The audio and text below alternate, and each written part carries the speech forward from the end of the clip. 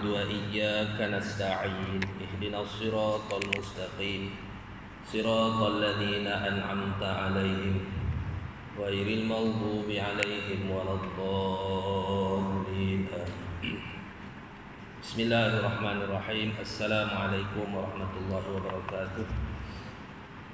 الحمد لله رب العالمين والصلاة والسلام على أشرف الأنبياء والمرسلين وعلى آله وصحبه أجمعين. قال رب اشرح لي صدري ويسر لي أمري واحلل عقدة من لساني يفقهوا قولي. سبحانك لا علم لنا إلا ما علمتنا إنك أنت العليم الحكيم. رب زدنا علما وارزقنا فهما ولا حول ولا قوة إلا بالله العلي العظيم. ربنا افتح بيننا وبين قومنا بالحق وأنت خير الفاتحين. أما بعد. قال المصنف رحمه الله تعالى ونفعنا بعلومه في الدارين آمين يا رب العالمين. Berkata pengarang kitab rahimahullah ta'ala. Jadi hari ini kita masuk pada tajuk iaitu sembahyang gerhana. Sembahyang gerhana ya.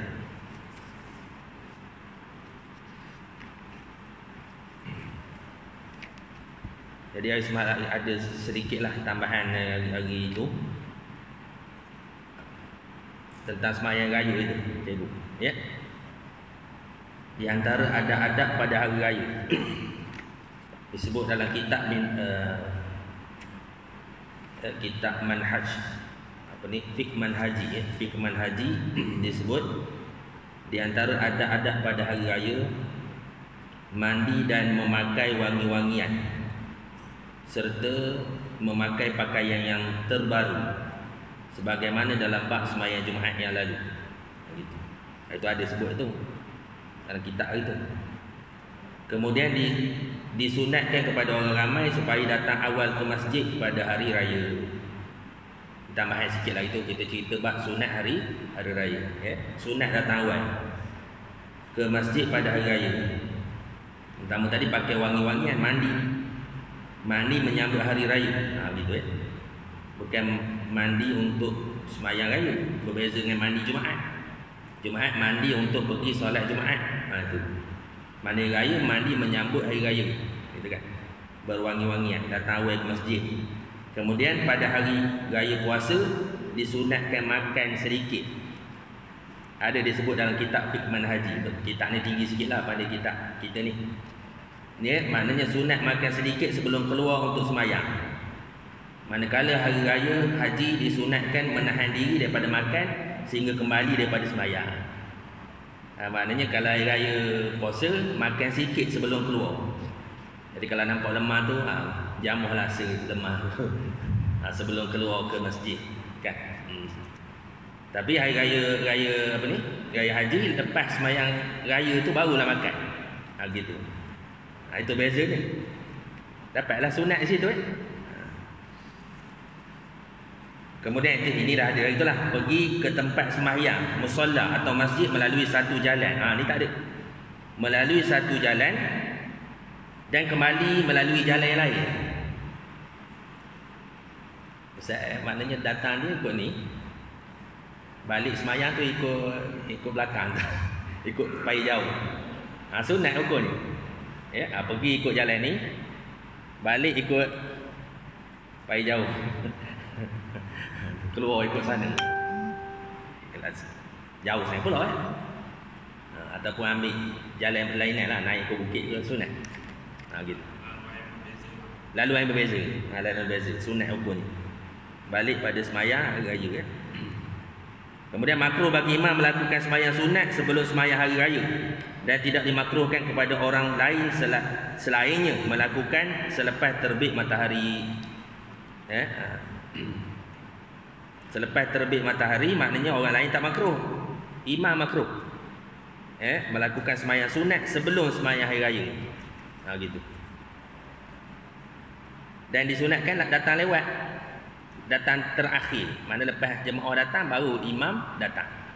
Gitu. Imam sajalah. Lepas tu imam ni hebatnya hari Jumaat. Tu hebatnya. Kalau imam datang, malaikat dah berkumpul dah di mimbar. Kan? Mana tu hebatnya imam ni. Lepas tu imam tu lewat kan. Datang. Mungkin dia nak memperbetulkan apa ni, bacaan khutbah ke dan sebagainya lah. Boleh datang lewat. Itulah antaranya tambahan sedikitlah pada bab yang sebelum ni, iaitu sembahyang sunat hari raya.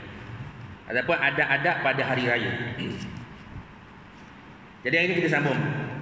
Kata pengarang kitab rahimahullahu taala, iaitu hari ini kita sambung sembahyang sunat gerhana. Bagaimana sedia maklum bahawa gerhana itu ada dua macam. Yang pertama gerhana matahari dan gerhana bulan. Gerhana matahari dan gerhana bulan. Maka sembahyang kedua-dua gerhana ini sunat muakkad hukumnya. Sunat muakkad. Bagi tiap-tiap orang hukumnya adalah sunat muakkad. Jadi gerhana, bila nak berlaku gerhana sekarang ada banyak kelebihan lah. Maksudnya sama ada gerhana itu berlaku di tempat kita ataupun diumumkan berlaku tempat lain. Diumumkan. Contoh ada lokasi-lokasi tertentu berlaku gerhana bulan ataupun gerhana matahari. Tak berlaku tempat kita. Kita boleh tahu juga melalui berita kan. Kalau tempat kita memanglah kita dapat merasakan suasana tu. Begitu. Maka sembahyang kedua-dua gerhana ini sunat muakkad hukumnya. Sunat muakkad. Bagi tiap-tiap orang. Ini firman Allah SWT dalam surah Al-Fusilat. Boleh buka tafsir lah. Sandaran sebelum ijma' ialah firman Allah Ta'ala, la tasjudu lisyamsi wala lilqamari wasjudu lillah. Surah Fusilat ayat 37. Artinya jangan kamu menyembah matahari dan jangan menyembah bulan. Dan hendaklah kamu sembah Allah ketika keduanya itu gerhana. Jangan sembah matahari dan jangan sembah bulan dalam surah Al-Fusilat ayat 37. Kita berlaku gerhana matahari, berlaku gerhana bulan, sembahyang sunat. Sembahyang sunat mengingati Allah Subhanahu Wa Taala.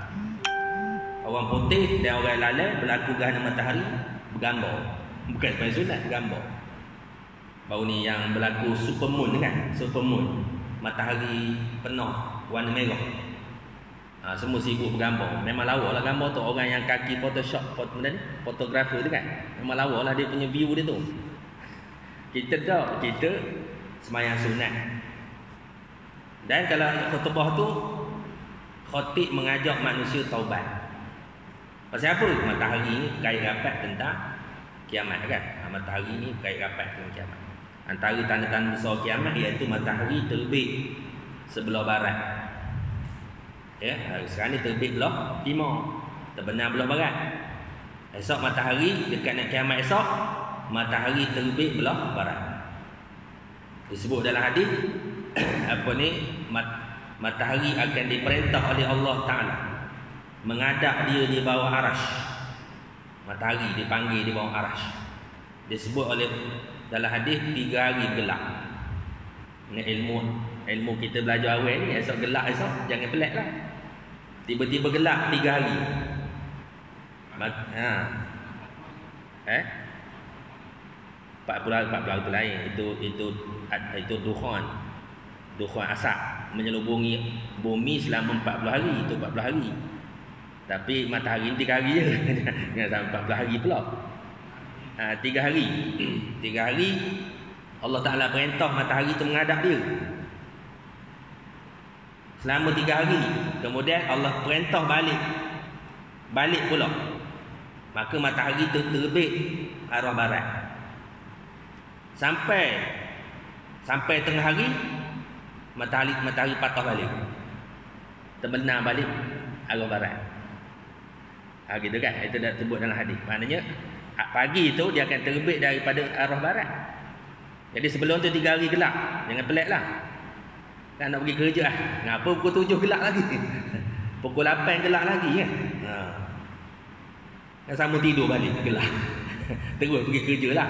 Tapi orang yang beriman masa tu dia yakin sungguh lah. Orang yang belajar tentang hadis akhir zaman ni, hadis kiamat ni, maka dia yakin. Lepas 3 hari dia terbit arah barat. Sampai dia naik matahari tu sampai ke zawal, di tengah-tengah tu dia patah balik. Dia patah balik, terbenam arah barat balik. Terbit arah barat sampai separuh jalan dia terbenam balik arah barat. Orang tahu-tahulah, orang beriman lah. Orang lalai seperti itulah. Orang lalai dia tak tahu je. Macam sepemui lah. Kita orang beriman, kita sembahyang sunat apa? Sunat khusuf kan? Khusuf lain. Maknanya apa ni? Sanksi kan? Maknanya sembahyang gerhana kan? Dan kita taubat kepada Allah. Bimbang-bimbang berlaku kiamat. Bimbang berlaku kiamat. Besok matahari dia terbit. Orang beriman dia tahu. Tapi orang tak beriman dia macam biasa je. Dia macam apa berlaku matahari terbit pada arah barat. Oh okey fenomena alam. Jadi orang beriman tahulah ini tanda-tanda besar kiamat.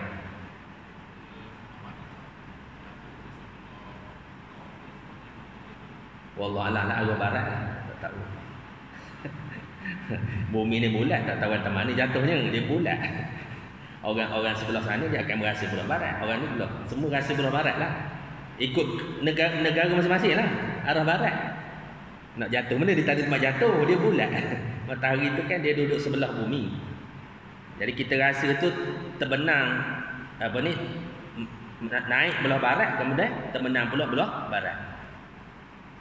Dan disebut dalam hadis lain, maknanya lepas daripada terbenang tu, esok tu waktu duha terbit pula satu binatang yang melata. Dia panggil dabbatul ardi. Duha hari esoknya pula. Lepas 3 hari gelap, lepas tu terbit arah barat. Lepas tu terbenam balik arah barat. Duha esok terbit binatang melata. Dabbatul ardi dari perut bumi. Orang gaya wallahu a'lam. Dabbatul ardi. Tapi bila sebut dabbah ni dari sudut perkataannya dia panggil binatang yang merangkau. Merangkau pesen macam berewok. Merangkau ni dabbah, maknanya benda-benda pesen berewok. Tapi dalam hadis dia ada nyatakan betul. Maknanya dia ada ciri-ciri dia. Itu kena buka kita hadis lah pula, hadis akhir zaman. Ya. Macam mana ciri ada batul ardi. Ada khabar dia akan muncul di Mekah daripada perut bumi. Wallah alam. Besarlah dabbah. Ada khabar tangan kanan, tangan kiri, tangan kanan dia memakai cincin Nabi Sulaiman alaihissalam. Tangan kiri megang tongkat Nabi Musa alaihissalam. Kalau dia jumpa orang beriman, dia akan gosok dengan cincin Nabi Sulaiman. Jadi orang beriman akan putih. Kalau jumpa orang kafir, dia ketuk dengan tongkat Nabi Musa. Jadi orang kafir jadi hitam. Masa tu terbahagi dua, orang kafir dengan orang Islam. Jadi dabbah ni dia tujuan dengan apa gini? Awak tu dah tak nak ikut Nabi dulu. Sebelum kau datang, sebelum saya datang dulu, awak tak nak ikut suruhan Rasulullah SAW, ikut Quran. Masa ni, rasakanlah. Kan? Jadi ketuk jadi hitam, orang kafir jadi hitam. Orang Islam jadi putih, orang beriman. Masa tu mukmin yang haqqan, kafir yang haqqan. Orang kafir yang nyata betul, orang Islam yang nyata betul, pecah dua. Tak kiamat lagi dah. Boleh jadi lalu kedai kopi, oi kafir, gitu je kan maksud. Ya benda Islam. Gitu je nama. Pasal dia jadi hitam putih, gaya dia faham lah mana. Guna gaya kadang hitam putih tu wallah nak kan. Tapi kita boleh kenal orang kafir dia akan hitam selepas kena ketuk dengan tongkat Nabi Musa alaihissalam. Orang Islam jadi putih. Kan? Selepas kena gosok dengan cincin Nabi Sulaiman alaihissalam. Bukan cikgu Sulaiman, cikgu Nabi Sulaiman. Jadi boleh beza, tak kiamat lagi. Ini kiamat esok hancur, tunggang terbalik dunia esok. Gaya kertas kena penyok esok, orang Islam tak melihat. Yang melihat adalah orang kafir dan orang munafik. Kan? Bila hancur semua. Sebelum pada hancur belaka tiupan sangkakala tu, maka bumi di sebelah timur ni tenggelam. Belah timur mana? Kita lah belah kita ni. Malaysia tak ada dah. Sampai ada tanah 10 hektar semua tenggelam dalam laut berlaku. Tenggelam berlaku. Masa tu orang beriman habis mati. Cerita bab kiamat pula hilang kisah cerita sunat gerhana ni. Tak apalah, kalau tak ada yang ni sama esok. Jadi masa tu tenggelam semua sebelah timur ni.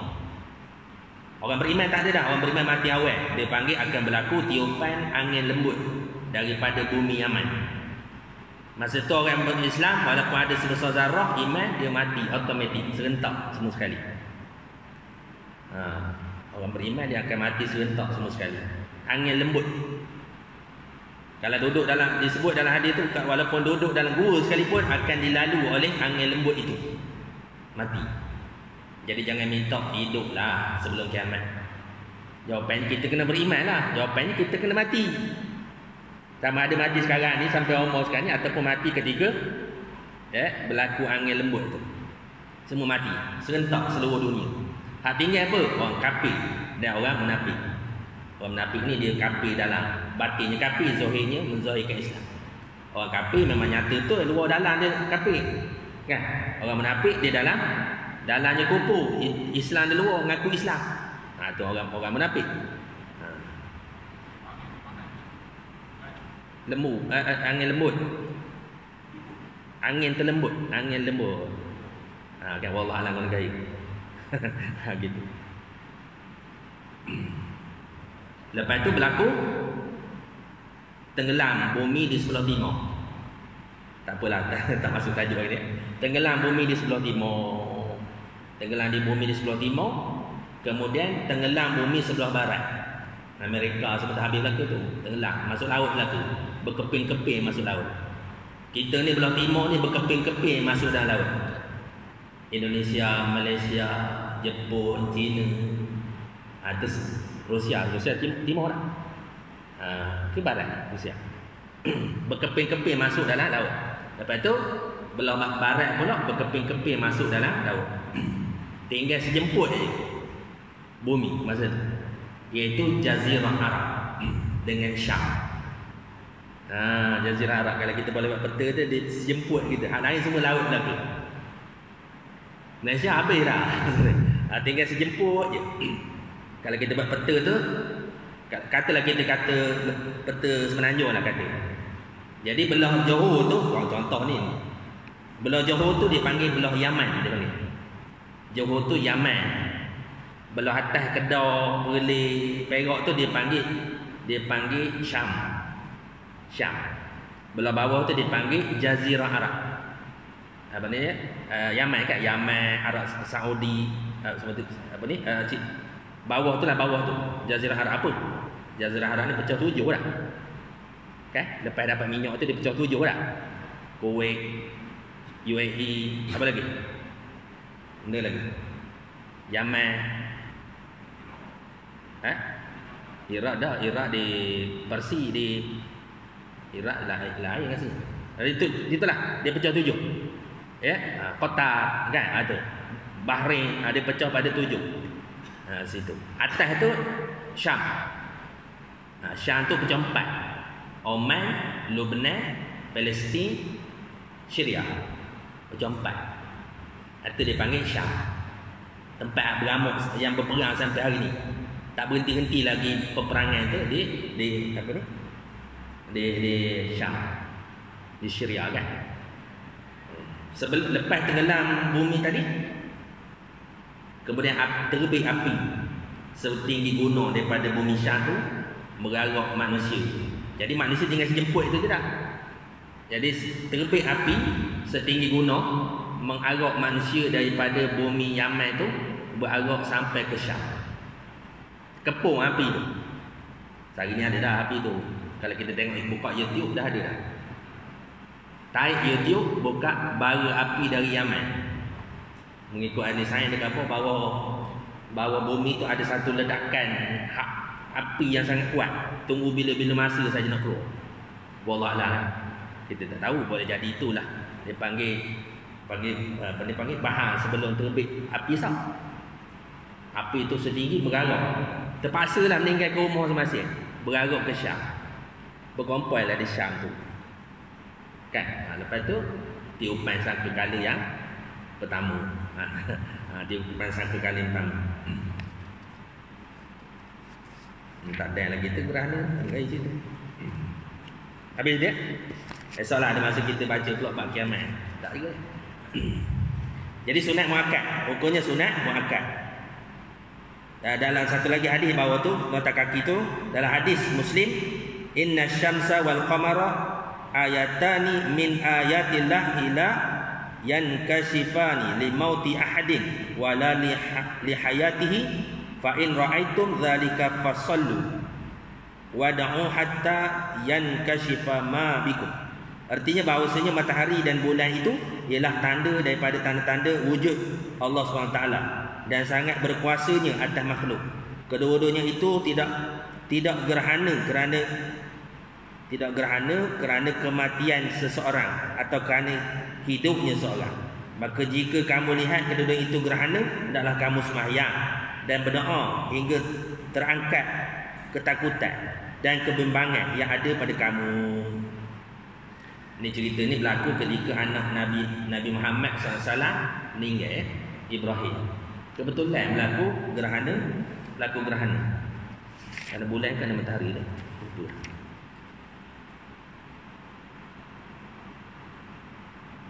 Gerhana matahari. Ketika berlaku gerhana matahari, kebetulan anak Nabi Ibrahim meninggal. Jadi orang tanya kenapa ya Rasulullah sembahyang gerhana? Sebab anak engkau meninggal ke? Tak. Sesungguhnya bukan sebab itu, kerana perintah Allah. Itu hadis. Maka jika kamu lihat kedua-dua itu gerhana, hendaklah kamu bersembahyang. Jadi bukan sebab siapa-siapa mati dah. Kan itu dalil berkenaan dengan sembahyang gerhana kan. Okey. Bagi tiap-tiap orang,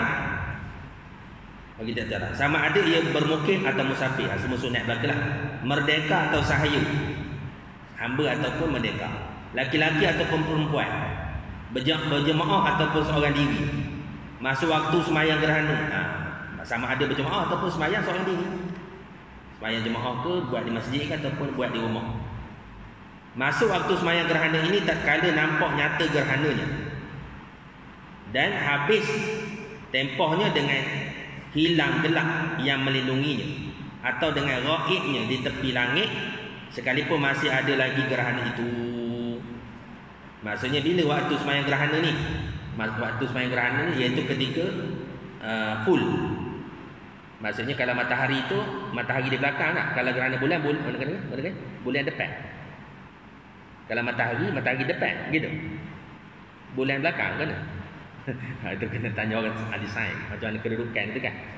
Ke dia duduk balik bumi depan matahari. Itulah tak kisahlah. Bila nyata penuh tu dia tak jadi sabit. Bila sabit, dia bila muncul sikit sabit tu, maka ketika itu habislah waktu solat gerhana. Lama juga tu dia punya full tu kan, ketika bulat full tu. Kalau gerhana matahari tu dia bulat hitam tu full. Tempat kita rasa gelap je kan. Gitu ya. Itu gerhana matahari. Jadi ketika apa? Ketika full tu. Bila keluar sikit, maka habislah waktu sembahyang sunat gerhana. Gitu. Dia khabar sini. Mana masa waktu sembahyang gerhana itu tak kala nampak nyata gerhana dan habis tempohnya dengan hilang gelap.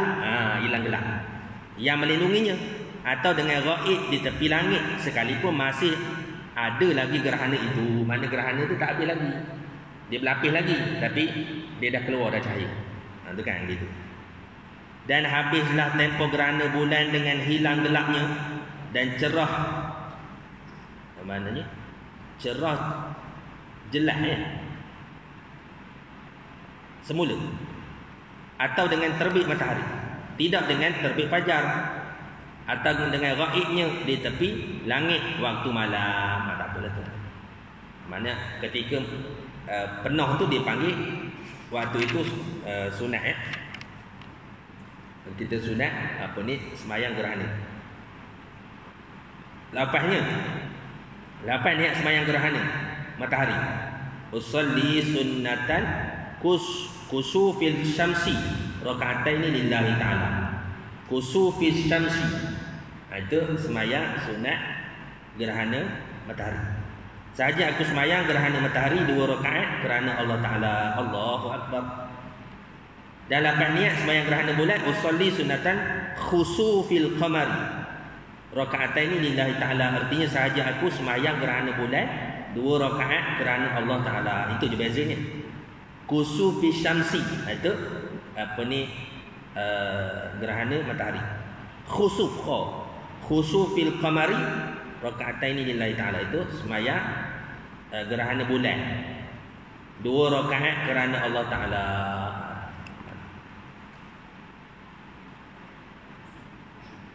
Kusuf dengan khusuf. Kusuf dengan khusuf, ya.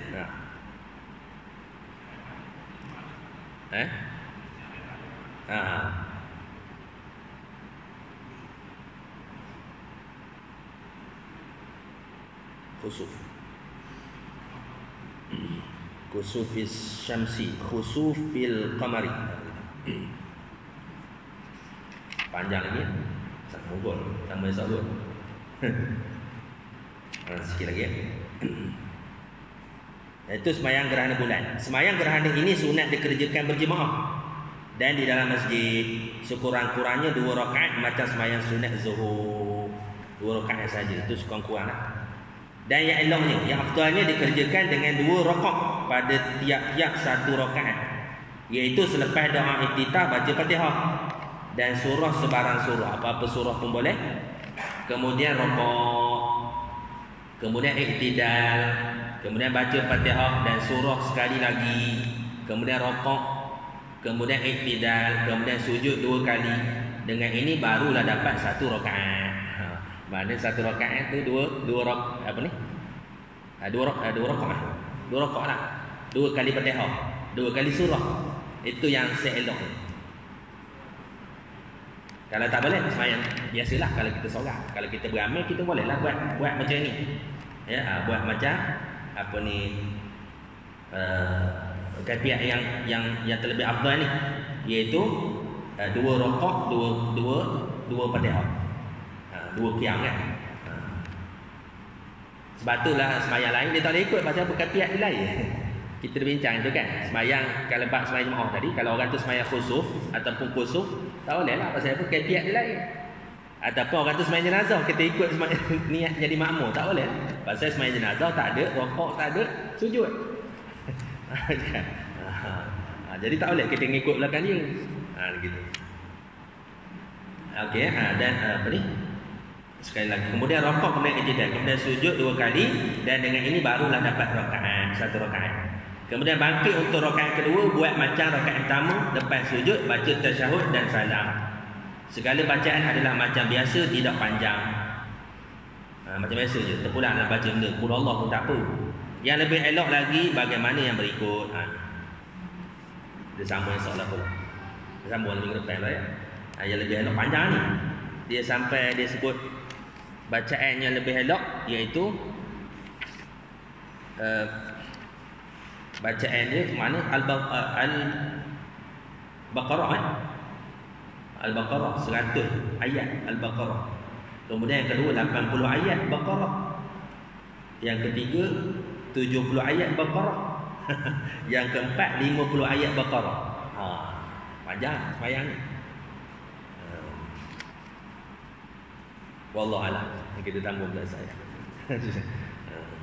Mudah-mudahan Allah SWT merahmati, melimpah taufik hidayah, memberi ilmu yang bermanfaat insya-Allah. Jadi kita tangguh dengan tasbih kifarah dan suratul Subhanakallahumma wa bihamdik, asyhadu an la ilaha illa anta, astaghfiruka wa atubu ilaik. Bismillahirrahmanirrahim. Wal 'asri innal insana lafi khusr illa alladziina amanu wa 'amilus shalihaati wa tawassaw bil haqq wa tawassaw bis sabr. Wallahu a'lam. Assalamualaikum warahmatullahi wabarakatuh.